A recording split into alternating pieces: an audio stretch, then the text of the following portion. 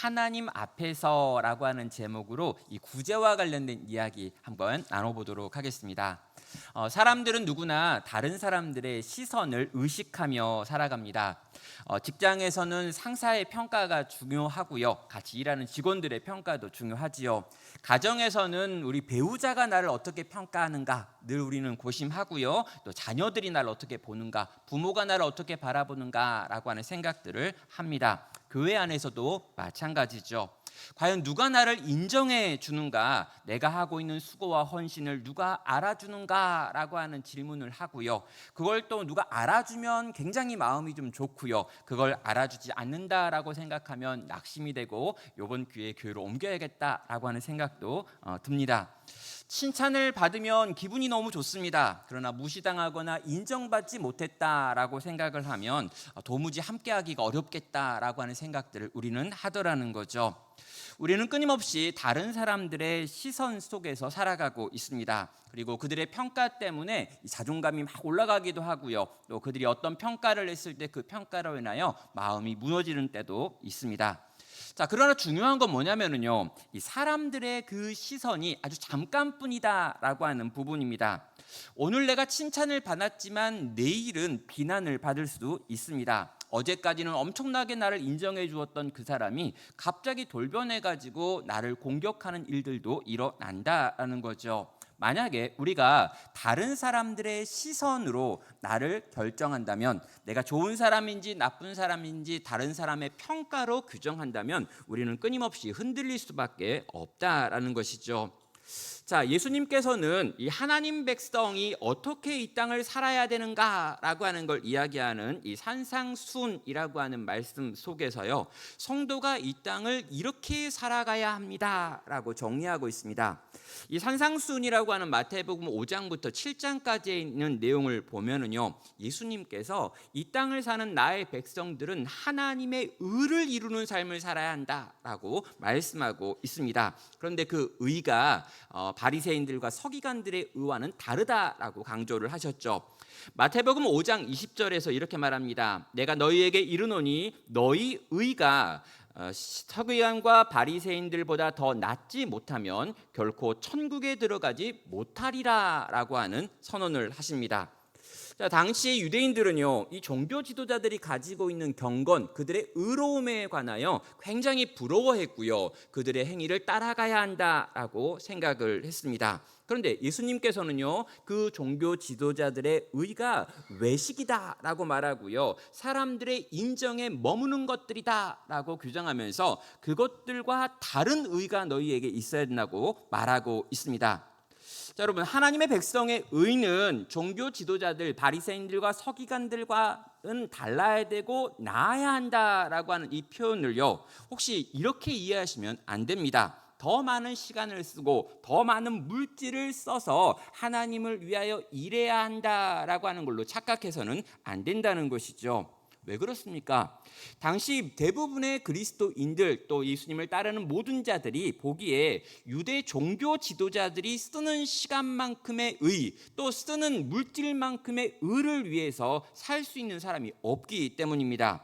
종교 지도자들은요, 이 일에 열심이었습니다. 그들이 가지고 있는 모든 걸 다 동원해가지고 이 의를 쌓으려고 하는 사람이었습니다.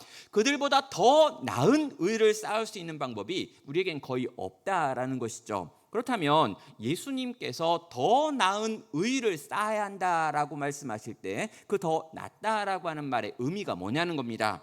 이유는 바로 거기에 동기라고 하는 걸 넣으셔야 합니다.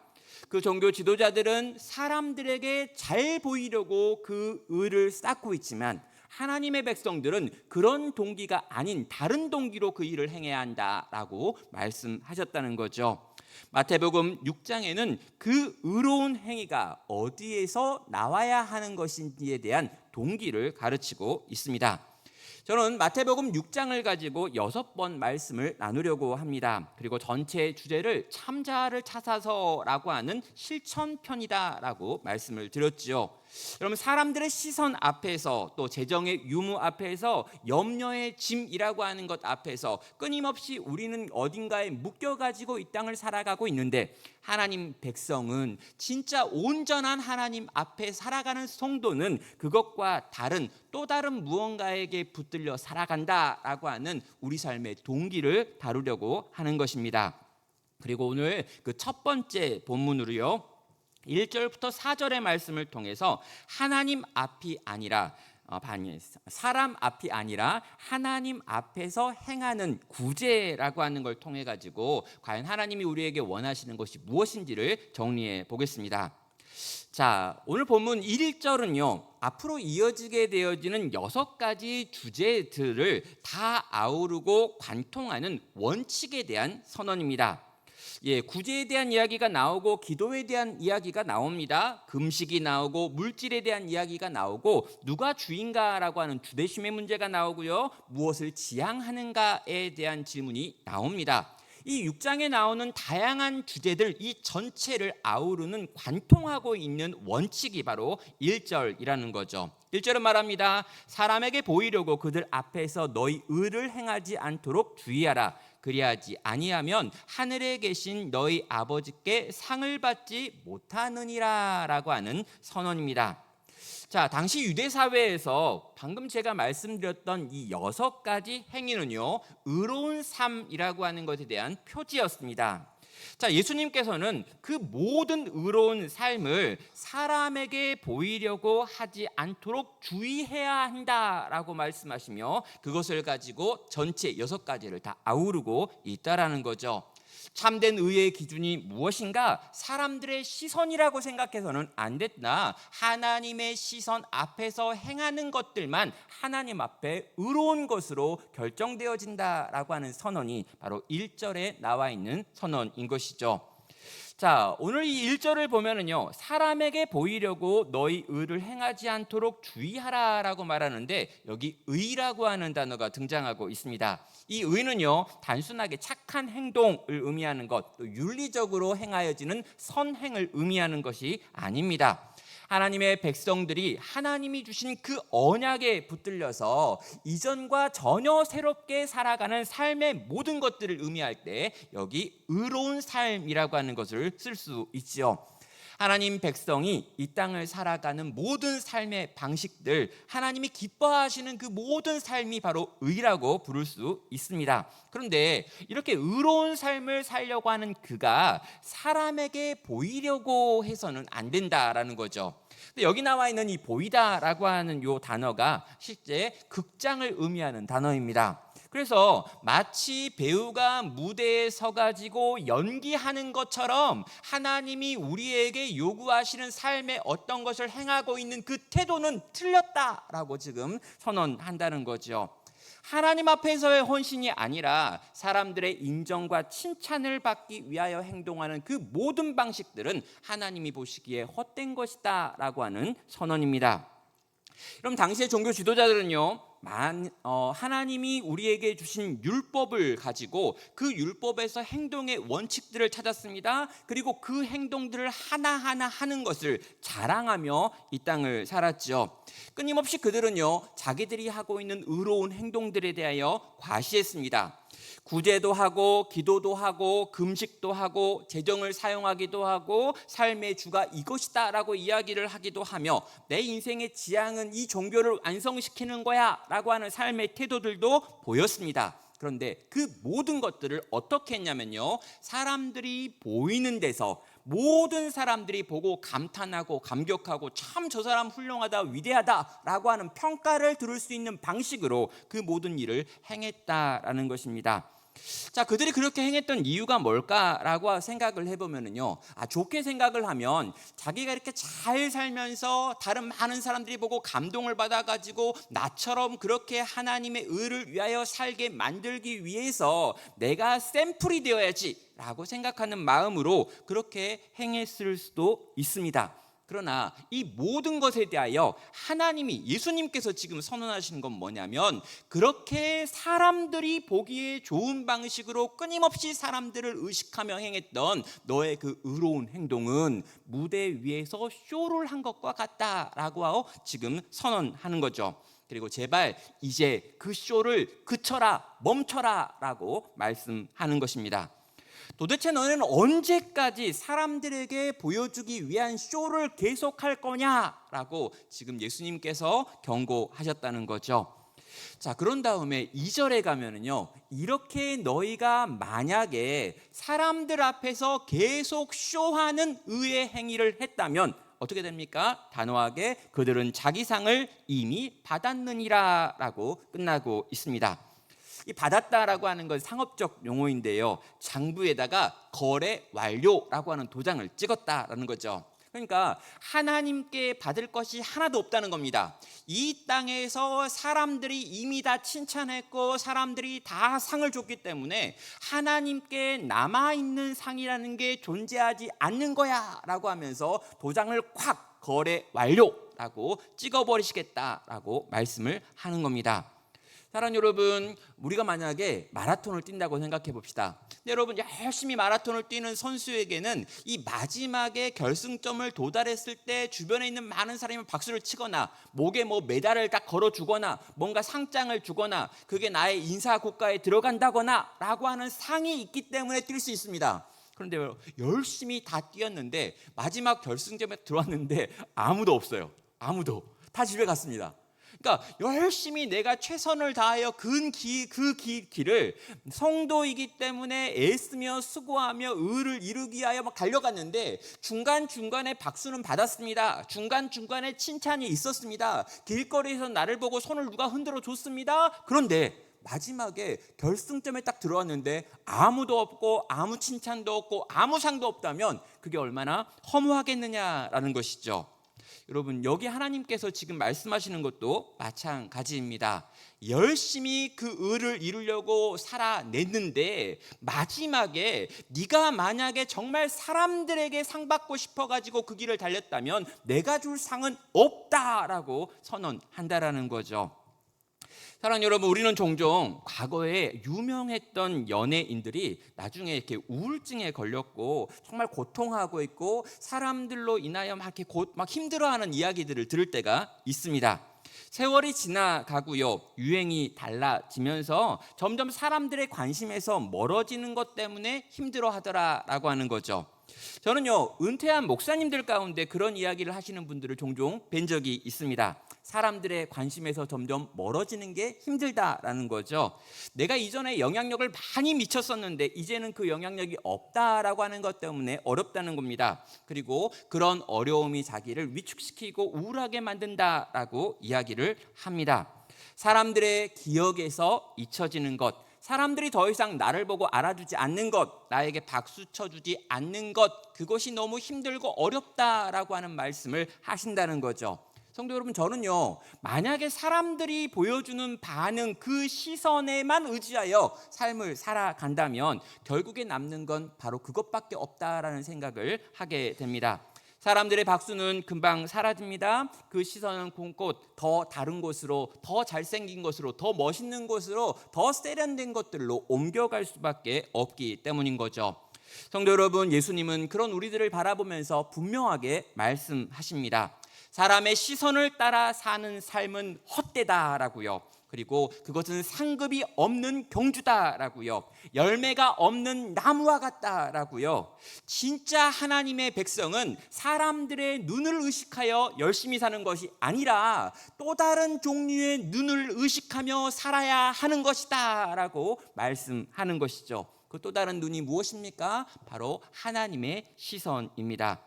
사람들의 인정은 잠깐이지만 하나님의 인정은 영원합니다. 우리는 일시적으로 박수를 보내지만 하나님의 박수는 영원할 것입니다. 마지막 날 우리 주님 배웁게 되어지는 그때에 잘하였다, 착하다, 충성되다 라고 칭찬받을 수 인생을 사는 것, 이것이 우리의 인생의 목적이고 방향이어야 하는 것입니다.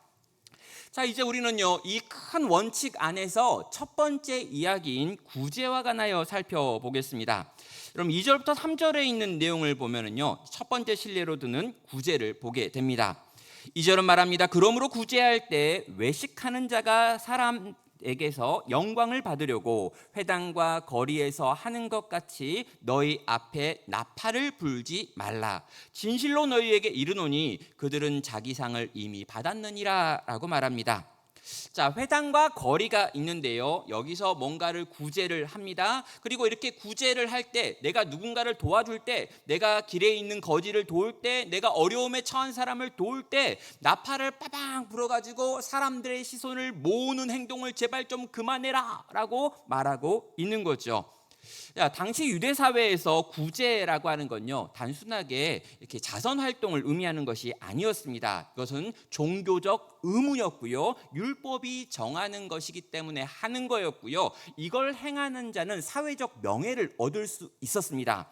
그래서요, 누군가를 돕는다라고 할 때 이 도움을 내가 준다라고 하는 건 이 사람이 경건한 사람이다, 의로운 사람이다, 유대의 종교와의 율법을 잘 지키는 사람이다라고 하는 의미를 갖기도 했지요. 그래서 많은 사람들이 가난한 사람을 돕는 일을 적극적으로 행했습니다. 그런데 그렇게 행하는 사람들의 마음이 어디에 있었는지를 보여주는데, 그 도움을 어디서 주냐면 많은 사람이 모이는 회당이나 많은 사람이 지나다니는 길거리에서 나팔을 불면서 막 했다라고 말하는 것이죠. 자, 여러분, 여기 나팔을 불었다라고 하는 내용이 나와가지고 실제로 그때 그런 일이 있었는지 살펴봤더니 실제로 그런 일은 없었다라고 말합니다. 다시 말하면 이게 예수님께서 하시는 과장법이라는 거죠. 나팔을 부는 것처럼 막 소리내고 자랑하고 공개하고 사람들의 시선을 끌어 모아다 놓고 거기서 구제하는 일들을 행했다라는 것입니다. 나 좀 보라라는 것이죠. 내가 이렇게 대단한 일을 하고 있지 않느냐, 내가 지난주에도 했는데 이번 주에 또 하지 않았느냐라고 하는 걸 많은 사람들로 보게 하고 그 사람들로 하여금 막 박수를 치게 만드는 그 일을 지금 많은 종교 지도자들이 했다라는 것입니다.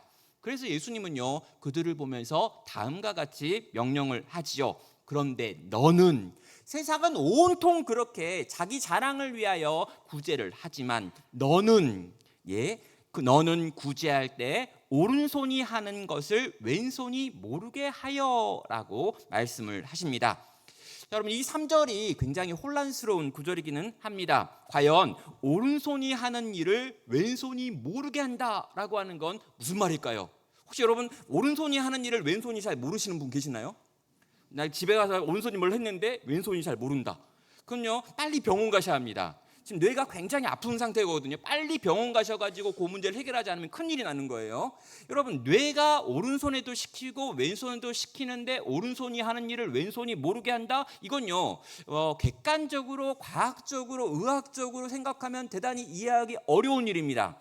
저도 이해가 안 됐어요. 근데요, 제가 예전에 달라스 윌라드라고 하는 분이요, 그의 책 하나님의 모략이라고 하는 책 안에서 이 마태복음에 나온 산상수훈에 대해서 강의하는 걸 듣다가 와, 이거구나 라고 깨달은 게 있습니다. 이 달라스 윌라드는요, 여기 나와 있는 오른손과 왼손이 서로 모른다라고 하는 것을 운전을 가지고 비유합니다. 뭐냐면요, 사람들이 운전을 할 때 어떻게 하느냐라고 질문을 해요. 운전을 처음 배울 때 어떻게 합니까? 모든 걸 다 의식해야 합니다. 운전을 처음 배울 때는요, 몇 바퀴를 돌리고 어디까지를 돌려서 후진을 하고 어디까지를 돌려서 앞으로 가야 한다, 이거 다 공식 외워야 돼요. 그리고 공식을 외워가지고 T는 이렇게, S는 이렇게 다 배워가지고 여기 걸리면 이렇게, 여기 걸리면 이렇게 해가지고 이렇게가 통하는 겁니다. 처음에는요, 완전 의식합니다. 그리고 초보 운전 때 어떻게 합니까? 핸들만 잡고 있습니다. 이렇게 절대 좌우를 분별하지 못하는 짐승이 거기에요. 그러니까 그냥 앞에만 보는 거죠. 그러다가 종종 고속도로 같은 데 가다가 빠지는 길을 못 찾아가지고 어디 부산까지 갔다, 이런 이야기 나오는 겁니다. 처음에 운전을 배우면 모든 걸 의식합니다. 그런데 이 운전이 익숙해지면 어떤 일이 벌어지느냐, 처음에 딱 타가지고 어디 갈지 정한 다음에 시동을 키면 1시간 2시간 지나가지고 거기 도착해 있더라는 거죠. 이게 의식하지 않는다, 더 이상 의식하지 않아도 진행되어진다라고 하는 걸 보여주는 내용인데요, 지금 오른손이 하는 일을 왼손이 모르게 한다라는 말도 같다는 겁니다. 이 구제라고 하는 걸 하는데 이 구제가 너무 그 사람에게 일상적인 거여서 내가 지금 구제를 해놓고 이 구제를 기억에 남기지 않는다는 거예요. 그러니까 여러분 단기 선교 이런 데 생각해 보세요. 단기 선교를 한 번 간 사람은 내가 딱 한 번 간 그 단기 선교를 너무 선명하게 기억합니다. 그때 너무너무 좋았지. 근데 여러분 단기 선교를 매년 가신 분은 이 단기 선교 딱 이야기하면 언제적 한 뭐 이렇게 이야기하는 거죠. 기억이 잘 안 나요. 그러니까 구제를 1년에 한두 번 하는 분은 그 한두 번 했던 구제가 너무 선명하게 기억나는데 구제를 일상적으로 하고 있는 사람의 입장에서는 그 구제가 잘 기억나지 않는다라는 것입니다. 사랑하는 여러분, 누가 여러분 집에 가가지고 일기장에 오늘 내가 지나가는 사람한테 5,000원이나 줬어 라고 하는 걸 일기장에 기록하는 분 있잖아요. 이분은 어떤 분입니까? 1년 내내 한 번도 길거리에서 누군가한테 돈 준 적이 없는 사람인 거예요. 그러니까 한 번 주니까 너무 뿌듯하잖아요. 그걸 기록해 남기는 거죠. 나중에 혹시 잊어버릴까 봐. 여러분 매번 보는 사람들 앞에 긍휼의 마음을 느끼고 내가 할 수 있는 방식으로 도왔던 분은 어떨까요? 그런 거 기억하지 않고 기억도 안 나고 그 사람이 누군지 내가 얼마를 줬는지 장부에 기록할 필요도 없다라는 것입니다. 너무나 자연스러운 삶의 일부가 되었기 때문에 오른손이 하는 일을 왼손이 기억 못한다라는 것이죠. 사랑하는 성도 여러분, 구제가 일상이 되어지는 경지가 있더라는 것입니다. 하나님의 백성이 된 다음에 하나님의 은혜를 경험하니까 하나님이 날마다 나를 먹이시고 입히시는 걸 체험하니까 내가 보게 되어지는 세상 속에서 누군가를 돕는 일이 너무 자연스러운 일이 돼서 그걸 의식하거나 그걸 자랑하려고 하지 않더라라는 것이죠. 그리고 거기까지 가야 한다라고 우리에게 말씀하는 것입니다. 사랑하는 성도 여러분, 사람들의 시선을 의지하고 평가를 바라보면서 그들이 주는 칭찬 때문에 또 그들에게 들을 수 있는 책망 때문에 의로운 삶을 살려고 했다면 결국에는 허무할 수밖에 없습니다. 왜 그럴까요? 사람들의 기억은 늘 그렇게 불완전하고 짧기 때문인 거죠. 오늘 내가 누구를 도와주었다라고 칩시다. 근데 여러분, 오늘 내가 누구를 도와주면 우리는요 굉장히 그 도와준 게 기억납니다. 왜요? 평소에 거의 안 도와주다가 가끔 도와준 거고 이걸 도와주기 위해서 내가 뭔가 손해를 봤기 때문이죠. 그래서 우리는요 우리가 가지고 있는 뭔가가 허비되어질 때 그걸 굉장히 잘 기억하는 경우가 있습니다. 근데 여러분 반대편에서 이 도움을 받았을 때는 어떻습니까? 그럼 도움을 받은 사람은 그 도움 받았다는 걸 잘 기억할까요? 최대한 빨리 잊어버릴까요? 자존심이 상하니까 어떻게든 잊어버릴 수 있는 방법을 찾습니다. 그리고 아주 속히 빨리 잊어버려요. 그럼 어떤 일이 벌어지죠? 도움을 주었던 사람들은 억울합니다. 내가 그때 그렇게 도와줬는데 왜 쟤는 나한테 고맙다는 말 안 하지? 왜 내가 그렇게 도와줬는데 쟤는 나한테 굽실굽실 거리지 않지? 라고 하는 생각들을 하게 되는 거죠. 그래서 도와준 사람만 억울합니다. 그래서 도와주지 않겠다 이렇게 결단을 하지요. 저도 예전에는요 조금 화가 났습니다. 내가 이렇게 했는데 왜 쟤들은 저렇게 반응하지 않았지? 청년들한테 막 이렇게 했는데 왜 쟤들은 기억하지 않지? 이런 것 좀 생각했는데요. 나중에 제가 돌아보니까요 저한테 도움을 주셨던 분들의 도움을 제가 거의 기억하지 못한다라고 하는 걸 깨닫게 되었습니다. 아, 원래 인간은 그런 거구나라고 인정이 되었던 거죠.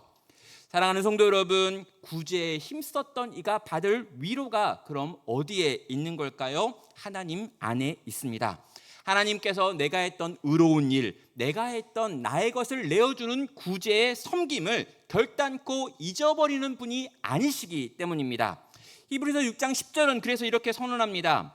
하나님은 불의하지 아니하사 너희 행위와 그의 이름을 위하여 나타낸 사랑으로 이미 성도를 섬긴 것과 이제도 섬기고 있는 것을 잊어버리지 아니하시느니라. 하나님은 너무너무 의로운 분이신데 그 의로우신 하나님은 우리가 예수님의 이름을 위하여 행한 나타낸 사랑에 관하여 하나도 잊어버리지 않는다는 거야. 여러분, 이 나타낸 사랑이 바로 구제입니다. 사랑이 속에 있는 게 아니라 이 속에서 드러나서 나타난 게 바로 구제라는 거예요. 그래서 이렇게 다른 영혼들을 섬긴 것, 또 지금도 그 영혼들을 섬기고 있는 것에 관하여 하나님은 단 하나도 잊어버리는 경우가 없다. 왜? 그분은 의로우신 분이시니까 라고 지금 우리에게 도전하고 있다는 거죠. 여러분, 은밀한 중에 구제했습니다. 은밀한 중에 봉사했습니다. 은밀한 중에 작은 사랑의 섬김을 행하였습니다. 사람들은 그걸 기억하지 못하고 사람들은 그것에 감사하지도 않을 수 있습니다. 그러나 우리 하나님은 이 모든 것들을 다 기억하시고 결국에 이것들을 갚으시는 분이다라고 선언한다라는 거죠. 사랑하는 성도 여러분, 이 하나님의 갚으심, 이 하나님이 보고 계신다는 것, 이 하나님이 하나도 빠지지 않고 기억하신다라고 하는 것에 위로와 힘을 얻어서 오늘 내게 주어진 성도의 삶 속에서 의를 행하시기를, 나의 것을 내어주어 누군가의 삶을 채우기를 선택하시는 여러분 되시기를 주의 이름으로 축원합니다. 이제 마지막 4절인데요. 이 4절에서는 이 구제에 관한 제안을 마지막에 강조하면서 다시 한번 이 명령을 내리고 있습니다. 도대체 뭘 강조하는가? 4절은 이렇게 말합니다. 내 구제함을 은밀하게 하라. 은밀한 중에 보시는 너의 아버지께서 갚으시리라 라고 말하죠. 어떻게 보면은요, 2절과 3절에 있는 내용을 반복하는 것 같습니다. 그런데 반복이 아니라 무언가 하나를 딱 집어가지고 우리에게 도전하는 거예요. 자, 뭘 도전합니까? 자, 여러분, 약간 마음이 꼬여있는 성도들이 있습니다. 마음이 약간 이렇게 상처가 있어요. 그래서 뭔가 이렇게 예수님이 뭘 말하는데 그게 고지곳대로 잘 안 들리고 예수님이 뭐라고 말하면 알겠습니다가 아니라 그렇구나, 이제 안 할 거야, 삐질 거야, 이렇게 하는 사람이 있어요. 그분들한테 이 구제에 대한 명령이 어떻게 들리냐면 이렇게 들리는 거죠. 너희는 다른 사람에게 보이려고 하는 구제 쇼를 그쳐라 라고 명령했다는 거죠. 이거 딱 들으면 어떡합니까? 와, 기분이 나쁜 거예요. 아니, 다른 사람에게 보이는 구제를 그치라고? 그래, 알겠습니다, 그칠게요. 구제 이제 그만할게요. 이런 거 있잖아요. 이렇게 너는 차든지 덥든지 해라, 미근지근해서 나 토할 것 같다 들으니까 알겠어요, 차가워질게요. 그러니까 이건 뭐냐면 뜨거워지라는 거잖아요. 제발 차든지 덥든지 해라. 그 미지근한 상태가 너무 싫어서 토할 것 같다 그러면 주님이 우리한테 원하는 건 제발 좀 뜨거워져라 이거잖아요. 근데 이 뜨거워져라 이렇게 하니까 뭐 차든지 덥든지 이제 이번에 정리하겠습니다. 난 뜨거워질 마음이 없고요, 미지근하게라도 그래도 유지해 드렸는데 이번 기회에 차지기로 결정했어요. 이번에 안녕, 끝. 이제 딱 이런 거죠. 그러니까 다른 사람에게 보이려고 구제하지 말고 하나님 앞에서 하나님을 위하여 구제하라 그랬더니 다른 사람에게 구제 그래야 싫어요. 아무튼 이제 그만할게요, 안 할게요, 딱 해서 나가는 거죠. 그래서 지금 예수님께서 이런 대상들이 혹시 거기 2명 정도 있을까 봐 지금 그 대상들을 보고 이렇게 말하는 거죠. 내 구제함을 은밀하게 하라인 거예요. 하라. 하지 말라 이게 아니라 하라는 거예요. 이전에는 이 방식이 드러나는 방식이었다면 이제 그 방식을 바꿔가지고 은밀한 방식으로 바꿔서 너는 구제하는 삶을 계속 이어가야 해라고 말하는 거죠. 왜요? 하나님 나라 백성은 받은 은혜가 있거든요. 이 받은 은혜에 대한 반응은 반드시 그 은혜를 흘려보내는 건데 그 중에 하나가 구제라는 겁니다. 그래서 계속해서 은밀한 방식으로 구제하는 삶을 이어가야 한다라고 말하는 거예요. 그러면서 다시 한번 강조하지요. 왜요? 하나님이 결국에 반드시 진짜로 갚으시니까. 여기 갚으신다라고 하는 표현 역시 굉장히 독특한 표현인데요. 이건 법정적인 단어이고 회계와 관련된 전문 용어라고 합니다. 이게 뭐냐면 회계 장부에다가 하나님이 하나하나 다 기록하여 놓았다가 이걸 다 합계 내가지고 그런 다음에 갚으신다는 거예요. 엑셀 같은 거 이렇게 펼쳐놓고 내가 했었던 그 모든 구제에 관하여 하나님이 차근차근 다 장부에 적으셨다가 마지막에 합계에 딱 눌러가지고 요만큼을 했구나, 그럼 요만큼을 받아야지 라고 하나님이 우리의 인생을 갚으시는 날이 있으니 너는 은밀히 계속해서 이 구제의 삶을 살아야 해 라고 말하고 있다는 거죠. 성도 여러분, 하나님께서 우리의 은밀한 구제에 관하여 반드시 갚으신다라고 말합니다. 하나님께서 우리가 했던 그 모든 수고했던 것들에 관하여 단 하나도 빠뜨리지 않겠다라고 지금 말씀하고 있는 거예요. 혹시 여러분 뭔가 지금 열심히 구제하면서 여러분 장부 같은 데다 일기장 같은 데다 적으셨던 분 있죠? 내가 이걸 또 했고 이것도 했고 걔한테 얼마 줬고 걔를 위해 몇 시간을 썼고 걔를 위해 과제를 얼마나 해줬고 이런 거 다 적어놓는 분, 나중에 천국 갈 때 들고 가가지고 하나님께 자랑하면서 내가 이 정도로 열심히 구제하는 삶을 살았습니다 라고 하시고 싶은 분 안 계신가요? 예, 저는 좀 적었었는데 이제 안 적어요. 왜냐면 요 말씀 딱 본 다음에 보니까 그분이 다 정확하게 적어놨기 때문에 결국에 거기 있어요. 있는 걸 내가 왜 적어요? 귀찮게. 여러분, 그분이 다 적었단 말입니다. 하나도 빠뜨리지 않는다는 겁니다. 그리고 그렇게 적으신 걸 갚으시겠다라고 말씀하시며 은밀하게 구제해도 괜찮아라고 우리에게 도전하고 있는 것입니다. 하나님께서 결국에 갚으실 것입니다. 어떻게 갚으실 건가 잘 모르겠어요.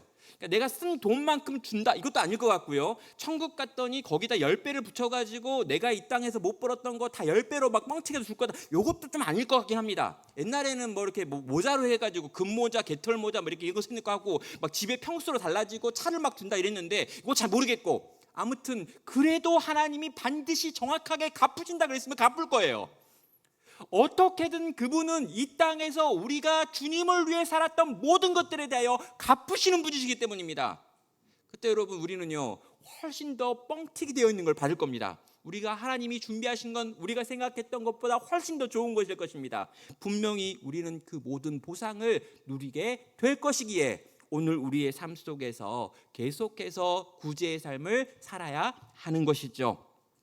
자, 우리는 본능적으로요 사람들의 인정과 칭찬을 원합니다. 누가 나를 알아주었으면 좋겠다라고 생각을 합니다.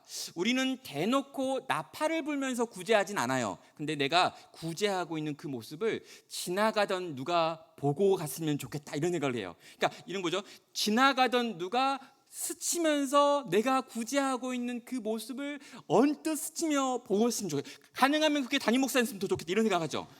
그리고 그 사람이 하필 또 사진기를 들고 있다가 그 구제하고 있는 뒷모습을 사진으로 찍던지 동영상으로 찍어줬으면 좋겠다 이런 생각합니다.